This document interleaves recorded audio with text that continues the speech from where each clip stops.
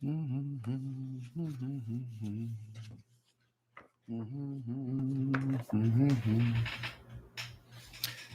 hello. I am popping on here. Been reading through this book, Rene Girard and COVID-19, Satan, Capitalism, Apocalypse, a little levity for your Sunday afternoon here. And I wanted to read a little bit through it. I'm going to be doing a review on the book. It was sent to me by my friend Brian Francis Culkin, who is a cultural theorist.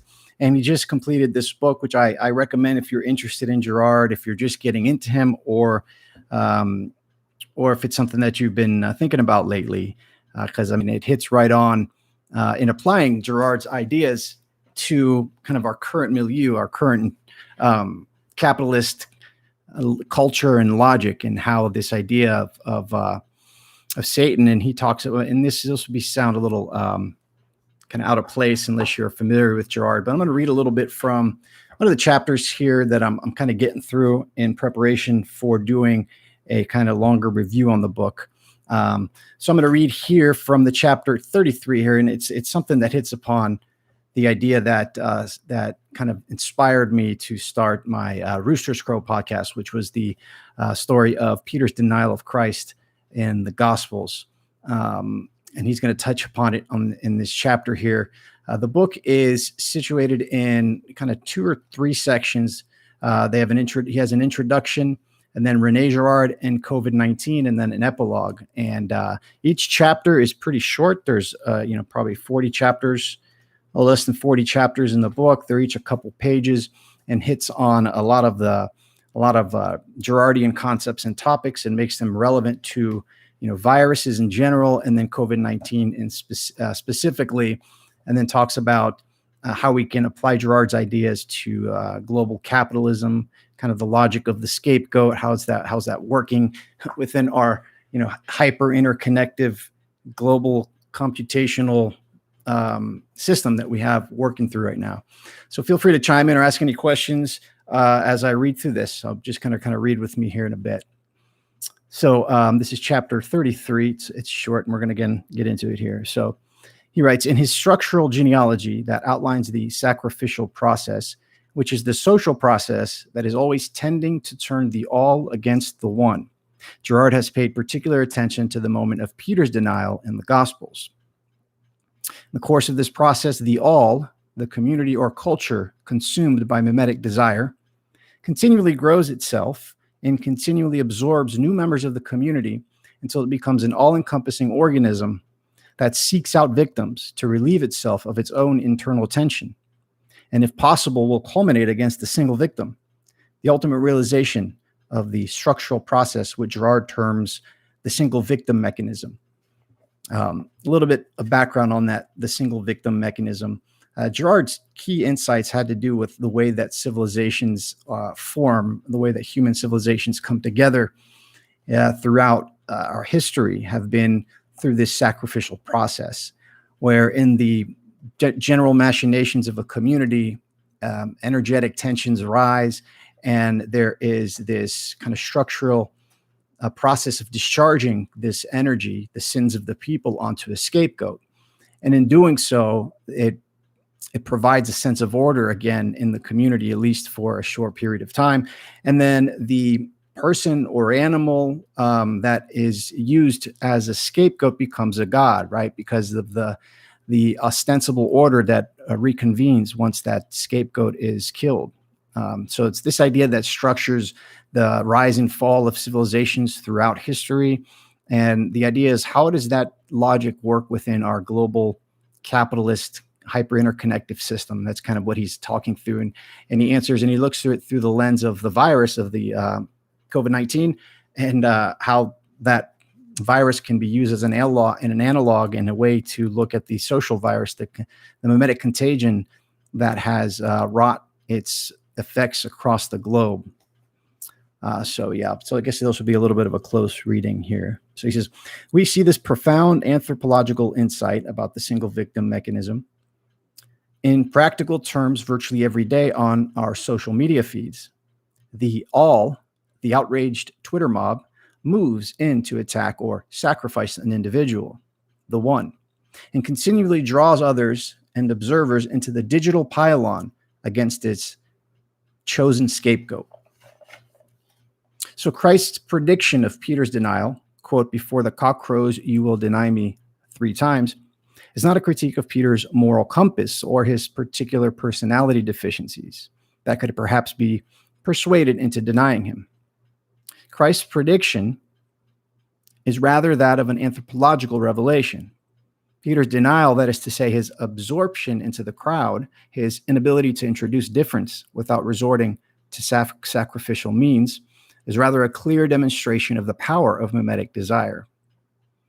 The inherently intersubjective nature of human subjectivity is not able to withstand the power of the all absorbing it into its growing body. In other words, Peter does not betray Jesus because he is deceitful or inherently untrustworthy. Actually, he is the apostle that Jesus puts trust in the most, the rock, but rather because being taken up or terrified of, in Peter's case, by the mimetic crowd is exactly how one would respond to the phenomena without understanding or having the requisite knowledge of its mechanism. So, quote from Rene Girard, Peter represents all men. Men cannot resist mimetic contagion. When you're in a crowd, you become literally possessed. One of the things the Gospels do from an anthropological viewpoint is to show that the crowd spirit is all powerful, that it is a real power on earth since it can conquer even Peter. To reinterpret the power of the all, the mimetic mob, the crowd, or society in today's socio-political context, we must note the mutation of the mob itself, how it has become disconnected from itself by the power of networks. The all has been computerized, digitized, and linked through algorithms, digital avatars, and cloud computing. Byung-Chul Han, who's a theorist, has termed this new phenomenon this new manifestation of mimetic desire encoded in computational power, the swarm. Here's a quote from this author. "Clearly, we are facing a crisis again today, a period of critical transition that another upheaval, the digital revolution, has occasioned. Yet again, a formation comprising the many is beleaguering and the standing balance of power in government. The new mass is the digital swarm. Its features distinguish it radically from the crowd, the classical form that the many assumed. The digital swarm does not constitute a mass because no soul, no spirit dwells within it. The soul gathers and unites. In contrast, the digital swarm comprises isolated individuals." Back to the text, he says, "Although the swarm is an entirely new phenomenon of the 21st century, formed by a whole array of microelectronic technologies, a collectivity that hand differentiates very strongly from the crowd present throughout industrial modernity, and certainly the crowd that consumed Peter in ancient Palestine, the basic anthropological formation, no matter if the formation is circumscribed by flows of technology with atomized and disconnected subjectivities, is always a certain formula. The all searching for the one, so to relieve its own internal tensions and antagonisms. This formula maintains itself as an anthropological structure that transcends spatial, temporal, and technological differences." So that's the end of that chapter there. I'll read through it again. So no matter life formation, no matter how life is, the flows of technology with atomized and disconnected subjectivities is always a certain formula. The all searching for the one, so to relieve its own internal tensions and antagonisms. This formula manifests itself as an anthropological structure that transcends spatial, temporal, and technological differences. It's the idea of this mimetic desire leading to this scapegoat mechanism that has wrought history. And this very mechanism is responsible in a very significant way of the generation, the degeneration, and the regeneration of societies for time immemorial.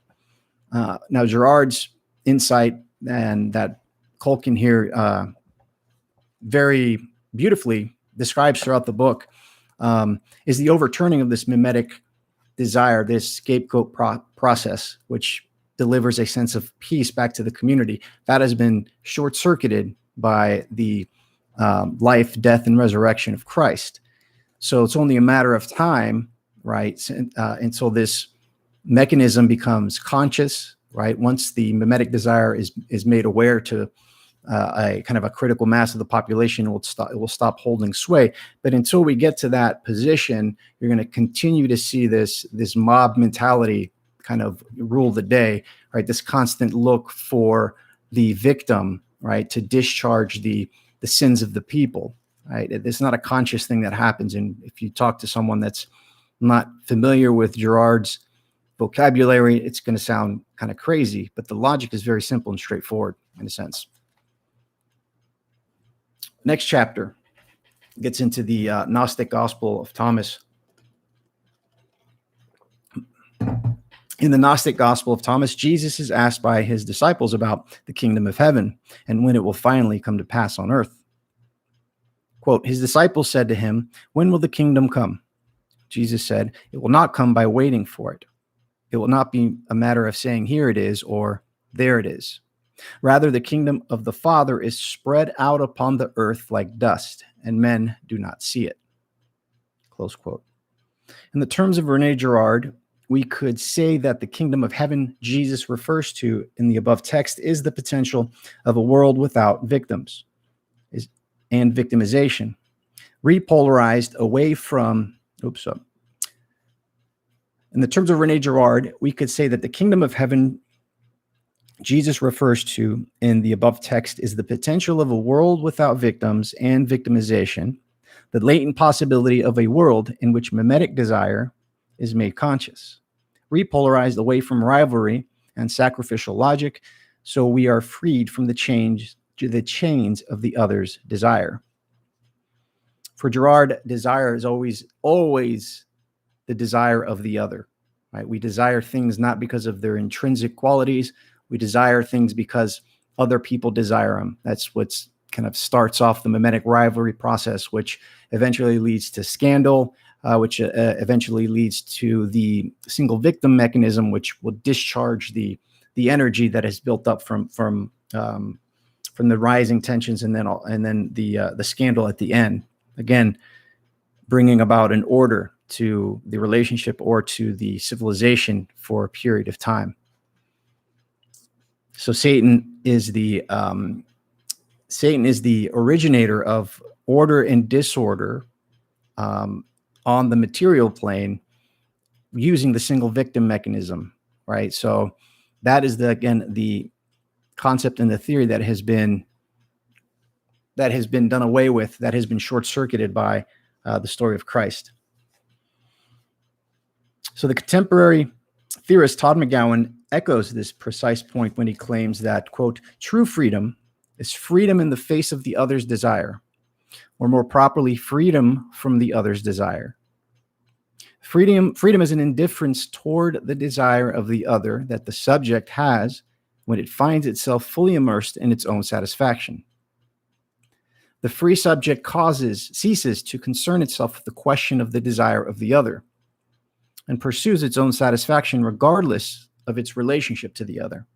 So we're looking at a potential solution to the single victim mechanism, and neither tries to follow the desire of the other nor deviate from this desire. But capitalism has a profound allergy to this type of freedom and does all it can do to ensure a preoccupation with the desire of the other. It's essentially the founding ethos of the advertising community or domain. Back to the text. It is precisely here that what we can link Satan with the practical function of 21st century global capitalism. Capitalism is, quote unquote, satanic, not because it surreptitiously encourages devil worship or an allegiance to demonic entities. It is satanic because it is a system that forces its subjects to become obsessed with the desire of the other as it is channeled into productive processes, technological formations, and consumerism as such. In practical terms, capitalism is nothing but an architecture of desire that forces its subjects to partake in a perpetual game of keeping up with the Joneses or the Kardashians. And there is a significant and growing list of losers, billions of human beings without adequate food and water, in this extremely dangerous cosmic game. This preoccupation and obsession with the other's desire that is structural to both capitalism and the media horizon of the contemporary world order, social media, new techniques of advertising and branding, reality television, etc., is precisely why we cannot see the kingdom of heaven that Jesus speaks of in the Gospel of Thomas, the space in which we are finally freed from the desire of the other. Today, collectively existing under the satanic rhythm of global capitalism, we are perpetually blinded by the other's desire, and our rapidly deteriorating political, socioeconomic, and ecological systems reflect this very blindness. We cannot see because the other's desire has blocked our higher perceptual capacities and our true range of spiritual vision. And then paradoxically, our response to this collective blindness is only to engage in the dynamics of capitalism even more furiously. We each in our own special way maintain the ridiculous illusion that one day, quote, I will fulfill all of my desires. One day I will finally get out in front of the desire of the other and become a fulfilled capitalist subject. This is a paradoxical point Nimi Warbako notes in the following passage. The response of the consumer to her anxiety and fragility of social existence is to do more and more, plunging into activities as a way of protecting the self and its flourishing against the massive forces of fragility unleashed on society by late capitalism, when the appropriate response should be to do less. As capitalism limits the ability of the citizen to control her life or exacerbates its entanglements in her world, or constrains her actions, she strives to be less and less defined by her human limitations. She works more, buys more smart technology, and seeks out miracle medicines so that she will be less bound by limitations. She wants to be seen as capable, more capable than ever, the perfect American with an impeccable I can do it attitude. A profound similarity exists between today's American consumers' permanent self-revolutionizing, that is the endless struggle of the consumer to be flexible and amenable to the inexorable demands of the market, and the inherent self-propelling power of capitalism to exceed its limits.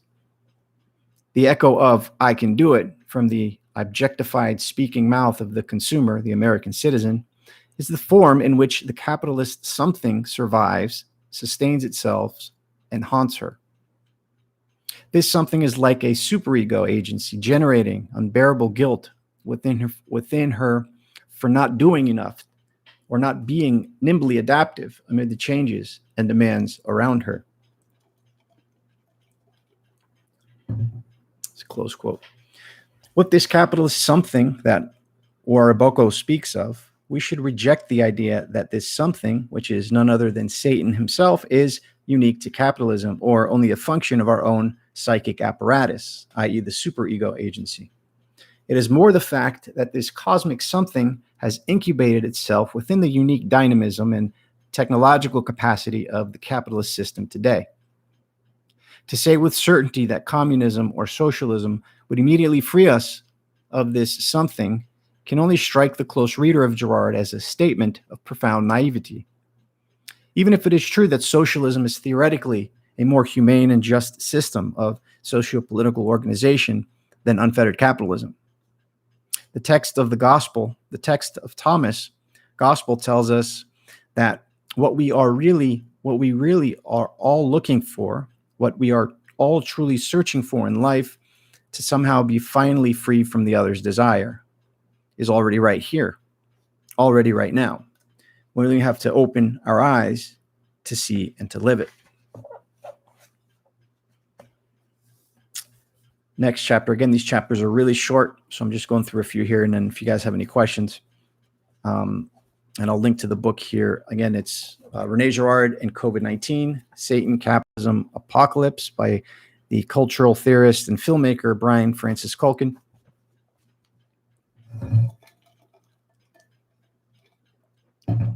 Chapter 35. The history of capitalist development can be described as a series of universalisms minus one.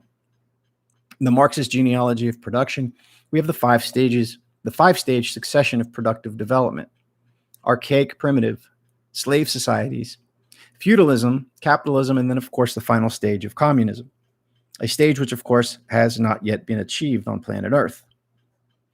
If anything, the early stage industrial capitalism that Marx so eloquently outlined and critiqued in the 19th century has dramatically gained in power, scope, and geography, encompassing nearly the entire surface of the planet under its abstract machinery. Linked to computational power, digital networks, and a fractional reserve model of central banking, unchained from any hard assets, capital has been effectively injected with anabolic steroids in the 21st century as it now roams the planet in search of new topologies to reproduce itself in its endless quest for exchange and profit. New algorithms, new technologies such as artificial intelligence, and the rise of both industrial and cognitive automation all assist in the exponential development process of capital. Global capitalism, like feudalism or the slave societies that preceded it, legitimizes itself as a universal system. But to be precise, it is a universal system minus one. Of course, for Marx, the minus one element was what he referred to as the proletariat, the part of no part that came from the countryside to work in the new factories throughout the early stages of mass industrialization.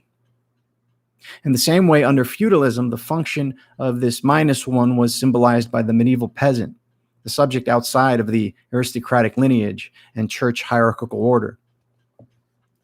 The crucial point that Girard makes is that the historicized minus one is actually an anthropological subject, the victim.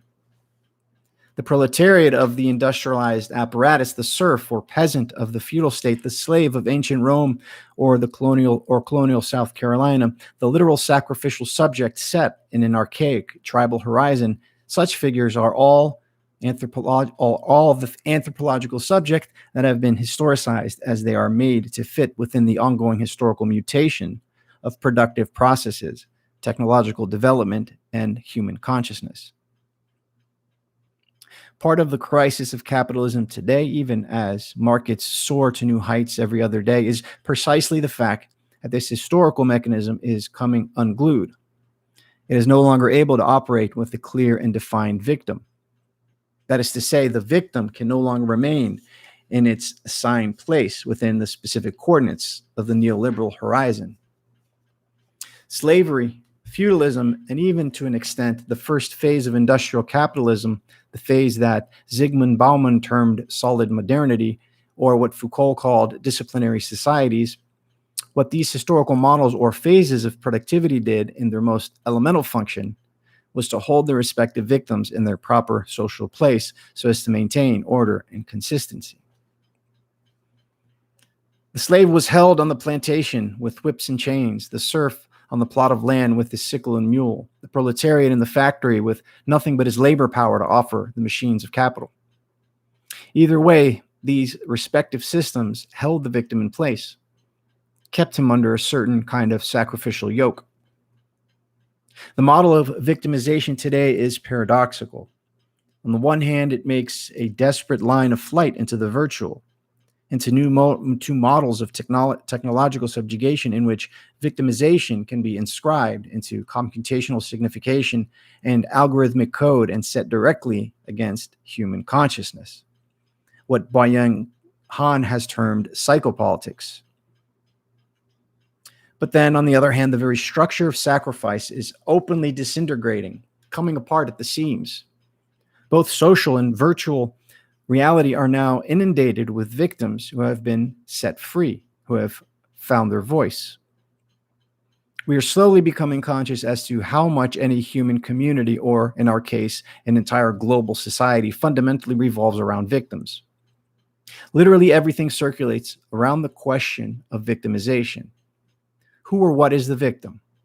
Who can be designated as one? What kind of remedies they deserve?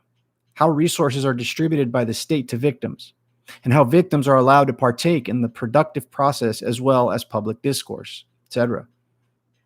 One of the foundational cornerstones of American slavery is its historical effect now coming under unprecedented cultural scrutiny, as well as demands for some kind of collective remedy, is ultimately nothing but a certain kind of institutional victimization. White people seeing themselves as a superior race, victimizing captured Africans in the New World to increase agricultural productivity and consolidate political power. But regardless of the somewhat unique sacrificial dynamic of American history, some form of victimization has always been the centrifugal force in all human communities since the beginning of time, to one degree or the other.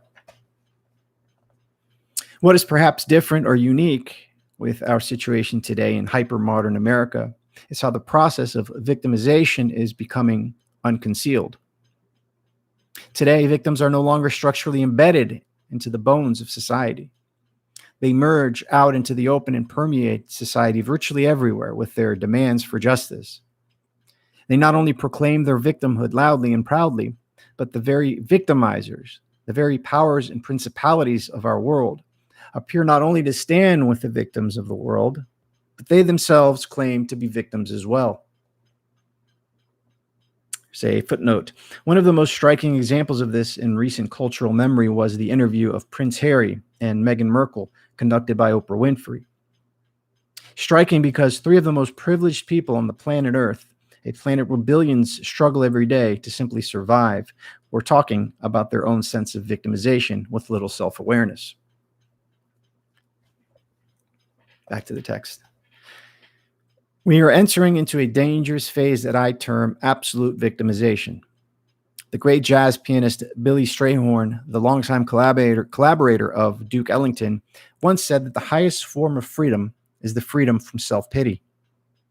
What he meant by that profound statement in anthropological terms, at least in the way I would interpret his words, is freedom from the cycle of victimization, both in the desire to have a victim, but also in the desire to be one.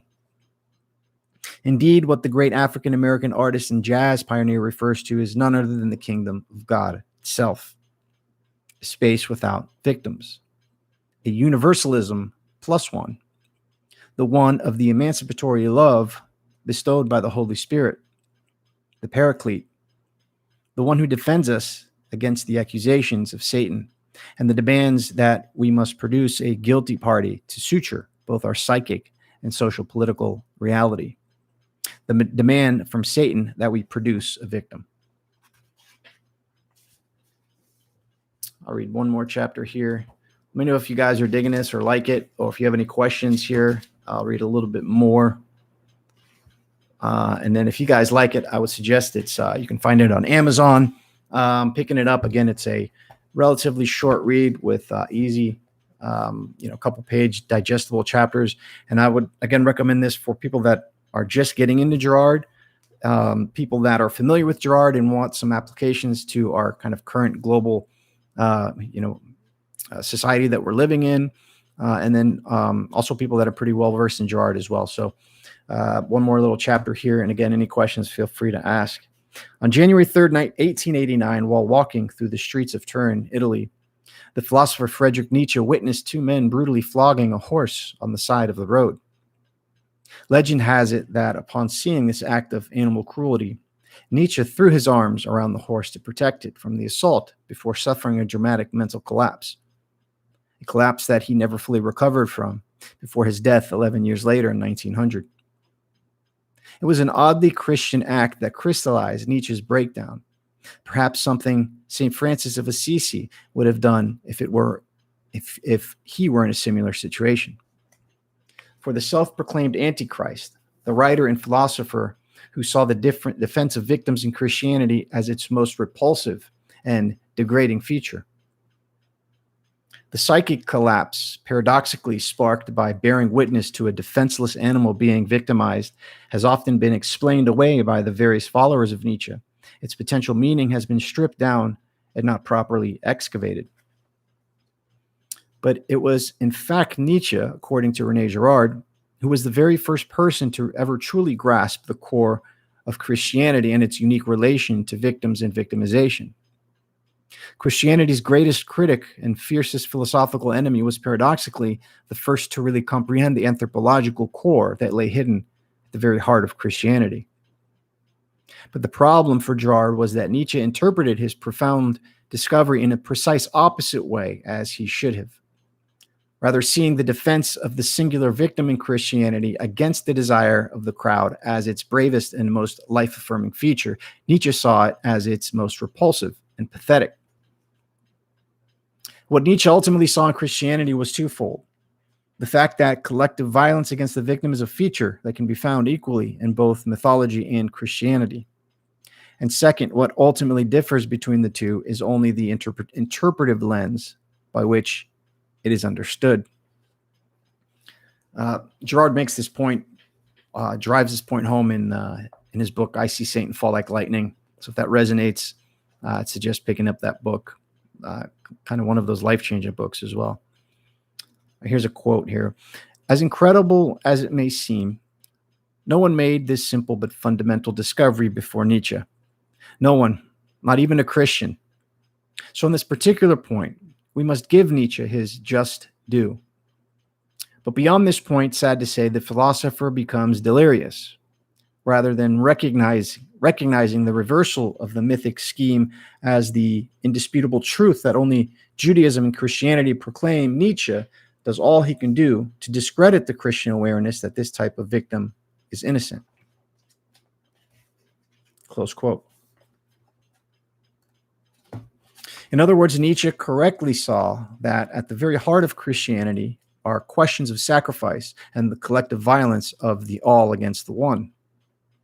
But rather than seeing the tremendous heroism in resisting the mimetic desire of the crowd that Christianity discloses in the gospel narratives, Nietzsche instead builds up a philosophical edifice in which he sides with the crowd, with Dionysus, and yet falsely believes he both heroic and defending the dignity of the individual as he does so. And then, of course, it's not a long logical jump from such a profoundly illogical and contradictory position to begin to advocate for sacrifice as a means to suture or stitch the rational fissure, a point Nietzsche made throughout his writings, as in the following passage from The Will to Power. Quote, "Through Christianity, the individual was made so important, so absolute, that he could no longer be sacrificed. But the species endures only through sacrifice. Genuine charity demands sacrifice for the good of the species. It is hard. It is full of self-overcoming because it needs sacrifice." And this pseudo-humanness called Christianity wants it established that no one should be sacrificed. Close quote. The philosophical project of Nietzsche was to destroy Christianity. That is to say, to be more specific, to destroy the concern for victims that he saw as central to the Christian vision. In one sense, Nietzsche's project was a great success. The declining power of Christianity and the rise of a hyper-secular society in the 20th and into the 21st century has without question been influenced by the writings of Friedrich Nietzsche and his provocative critique. His writing would strike a fatal blow to the cultural and theological hegemony of Christianity in Western society. But yet, on the other hand, the very feature of Christianity that Nietzsche consistently attacked and ridiculed, the feature he despised above all, the concern for victims, has not gone away in the least. Paradoxically, this concern for victims has become radicalized in the context of 21st century global capitalism and is now an all-pervasive element of the neoliberal worldview. The concern for victims, now colloquially known as being woke, has become the key ideological feature to the project of global capitalism and corporate power in the 21st century. Today, all we hear is concern for victims. We hear of social movements like Black Lives Matter and their demand for racial justice. We hear of the struggle in the transgender community. We hear of unequal pay between men and women. And the list goes on indefinitely of both the grievances and the concerns that society now suddenly seem to have. But yet, even with this pervasive concern for victims, corporate profits continue to rise. Inequality continues to explode. And spiritual misery exponentially increases across the planet.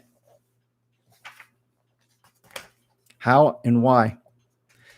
This is where someone like Nietzsche is such a fascinating figure today, and how his thought had such a profound yet entirely unintended effect on the development of Western culture. What Nietzsche wanted was the world to be free of Christianity. That is to say, more precisely, he wanted the world to be free of the concern for victims, so a new type of man could emerge. Quote, "Man is a rope stretched between the animal and the Superman, a rope over an abyss, a dangerous crossing, a dangerous wayfaring, a dangerous looking back, a dangerous trembling and halting. What is great in man is that he is a bridge and not a goal. What is lovable in man is that he is an overgoing and a downgoing." And how will man overcome himself for Nietzsche? Of course, we already know the answer to this cosmic predicament. Quote, "A nation that still believes in itself also has its own God. In him it honors the conditions which enable it to remain uppermost, that is to say, its virtues. It projects its joy over itself, its feeling of power into a being to whom it can be thankful for such things. He who is rich will give of his riches. A proud people requires a God unto whom it can sacrifice things." Close quote.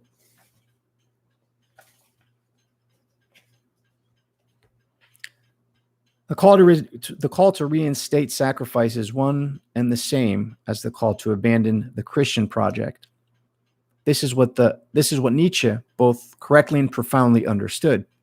This is the insight that he perceived that no one did before him. But how do we account for the Nietzschean project today? How do we understand the effect of Nietzsche amidst the simultaneous decline of Christianity on the one hand, and the rise of politically correct and radicalized woke discourse on the other that claims the defense of all victims as its own, even as it perfectly synchronizes itself with the worst of corporate and technological power? Paradoxically, it is precisely in this bizarre disjuncture, in this strange pact between victims and victimizers, where we can truly grasp the work of Satan today.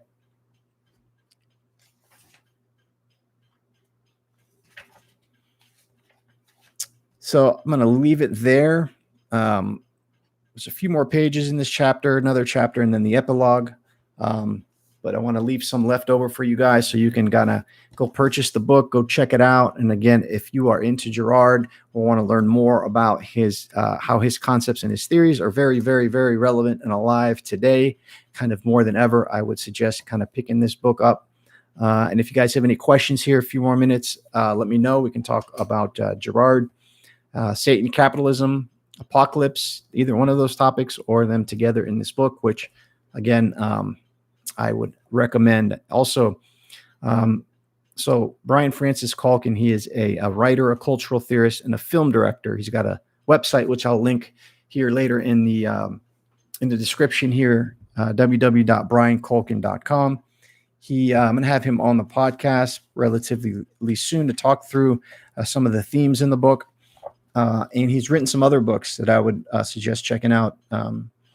He wrote the books, here's a list of them: The Ayahuasca Dialogues, Postscripts on Boxing, Conversations on Gentrification, Spontaneous Reflections, There's No Such Thing as Boston, The Meaning of Trump, The Brian Francis Culkin Raider, Fragments of Boston, Hypermodernity and the End of the World. I read and commented on that book. I have a couple videos on that book, I think.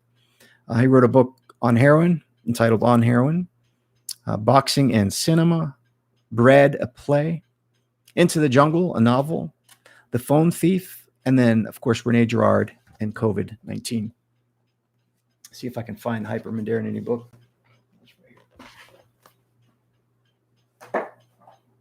So he wrote this book with poet Michael Aaron Kamens and John David Ebert, who I've had on the channel as well. Another very interesting book, a rather, well, I wouldn't say a quick read, but it's short. So guys, if you're into this, Check it out. They're both available on Amazon, and I wanted to share that a little bit with you as well. So hope you guys are well. Thanks for tuning in, and I'll be back soon with some more fun. Thanks, guys. Talk to you soon. God bless.